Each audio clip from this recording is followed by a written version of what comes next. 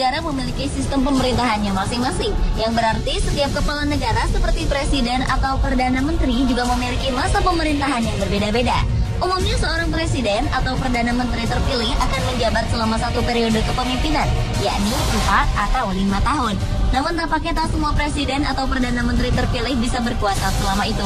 Ada di antara mereka yang karena pergolakan politik terpaksa mengecap posisi kepala negara hanya dalam waktu singkat. Berikut On The Spot merangkumnya dalam 7 presiden dengan masa jabatan tersingkat di dunia.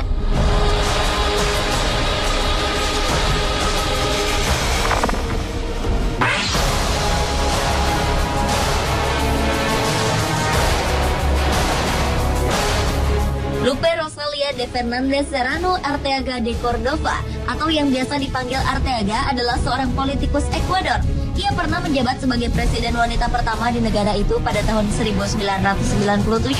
Wanita yang lahir di Cuenca, Ekuador pada 5 Desember 1956 itu dilantik menjadi wakil presiden pada tahun 1996, menyusul terpilihnya Abdallah Bucaram sebagai presiden.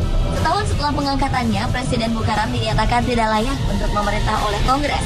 Akhirnya Arteaga dan pemimpin Kongres, Fabian Alarcón, terkunci dalam sengketa siapa yang layak menggantikan Bucaram. Awalnya Alarcón terpilih dengan dukungan Kongres, namun Arteaga bersikeras bahwa ialah yang seharusnya menjadi presiden, karena selama ini ia sudah menjadi orang kedua di negara tersebut. Akhirnya tekad Arteaga berbuah hasil, ia pun dilantik menjadi presiden.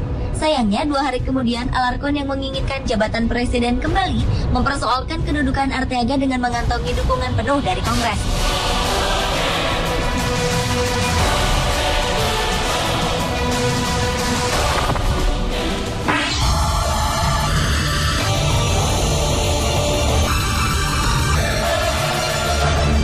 Setelah rezim komunis berakhir pada tahun 1992, Albania dipimpin oleh seorang presiden yang karismatik dari Partai Demokratik bernama Sali Berisha. Namun sayangnya sistem ekonomi liberal yang ia terapkan gagal berlaku di negara yang dulunya dipayungi sistem ekonomi sosialis ini. Pada tahun 1997 terjadi pemberontakan besar-besaran dari kalangan tertentu yang menginginkan Albania kembali ke sistem pemerintahan yang lama. Oleh karena itu, Sali Berisha yang juga merupakan dokter ahli jantung ini akhirnya turun dari tahtanya. Sebagai akibat dari kekosongan posisi presiden pada saat itu, Ketua Legislatif Skandar Jenuzzi berhak mewarisi jabatan presiden sampai terpilih presiden yang baru. Namun belum genap 24 jam Skandar menjabat sebagai presiden, parlemen menunjuk Recep Meidani yang merupakan lawan politik Sali ketika pemilihan umum sebelumnya sebagai presiden.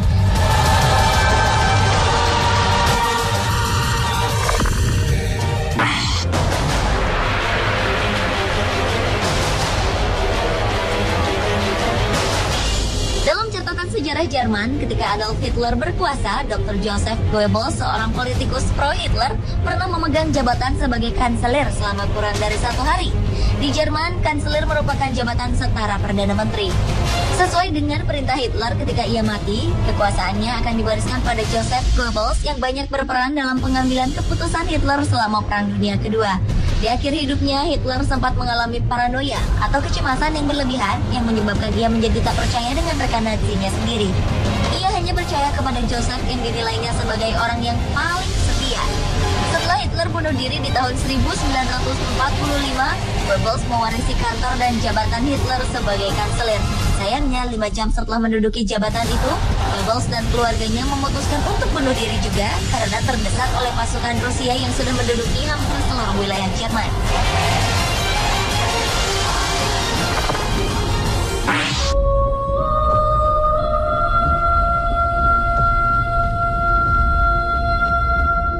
Pada 2002, kudeta besar-besaran terjadi di Venezuela yang mendesak Presiden Hugo Chavez mundur dari jabatannya dan mengangkat Pedro Carmona Estanga sebagai kepala pemerintahan transisi.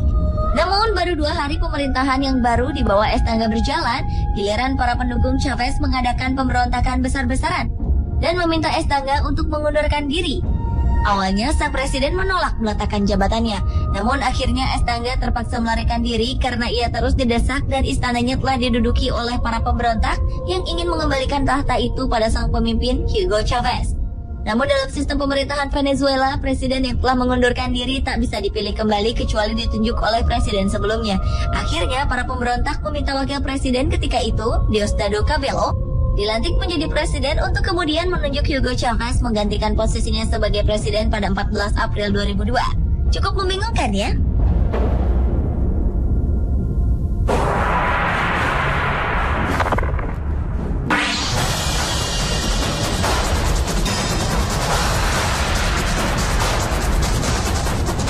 Pada 23 Maret 1998, Presiden Rusia ketika itu, Boris Yeltsin, memecat Perdana Menterinya Viktor Chernomyrdin bersama seluruh jajaran kabinet.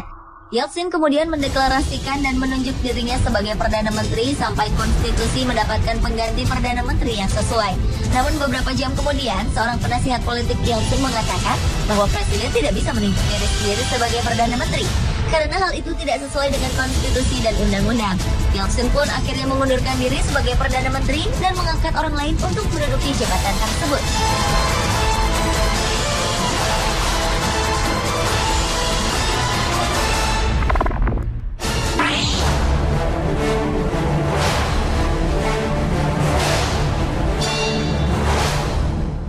Laisenia Karase ditunjuk sebagai Perdana Menteri sementara Fiji pada tahun 2000.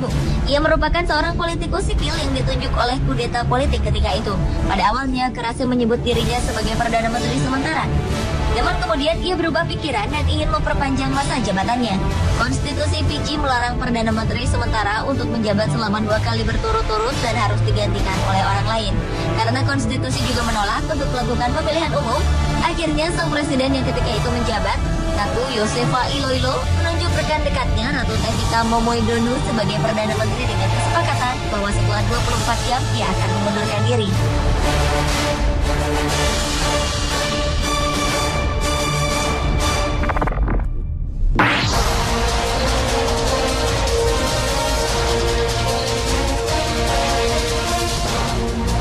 Januari 1959, rezim militer Kuba kesulitan untuk mempertahankan pemerintahannya karena Fidel Castro dan pemberontaknya mulai menguasai seluruh wilayah Havana, ibu kota Kuba. Presiden Fulgencio Batista pun dipaksa mundur pada tanggal 1 Januari 1959. Kemudian disusul oleh mundurnya Wakil Presiden Anselmo Allegro keesokan harinya. Menurut Undang-Undang Kuba, dalam kondisi seperti ini, pemimpin tertua lembaga yudisial negara akan mengambil alih posisi kepala negara. Oleh karena itu, rezim militer pun mengangkat dan mengambil sumpah Carlos Manuel Piedra sebagai presiden. Karena serangan pemberontak semakin gencar menyerang istana kepresidenan, Manuel Piedra akhirnya melarikan diri dan meminta perlindungan pada kedutaan besar Amerika. Hal ini ia lakukan setelah gagal menenangkan para pemberontak. Setelah menduduki istana negara, para pemberontak pun kemudian mendeklarasikan bahwa posisi presiden kosong dan menunjuk presidennya sendiri. Keadaan ini menyebabkan Piedra hanya mengecap jabatan presiden selama beberapa jam saja.